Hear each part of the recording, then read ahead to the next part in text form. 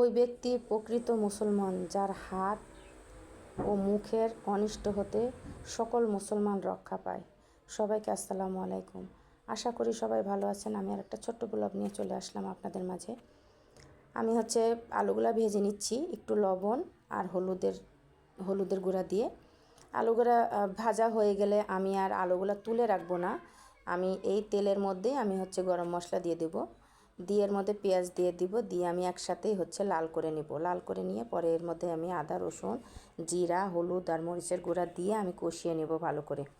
কারণ এখনকার আলু ভালো মতো সেদ্ধ হতে চায় না, আর যার জন্য আমি আর উঠিয়ে নিলাম না, এর ভিতরেই যাতে সেদ্ধ ভালো মতো হয়ে যায়। এই জন্যই আমি একসাথে সব কিছু দিয়ে কষিয়ে নিলাম। এভাবে আমি প্রায় রান্না করি, সব রকমই রান্না করি, কিন্তু মন্দ লাগে না, ভালোই লাগে। আর আজকে তানহার পরীক্ষা ছিল, আমি আগের ভিডিওতে বলেছি। আর ওকে দিয়ে এসে পরে আমি পটল ভাজি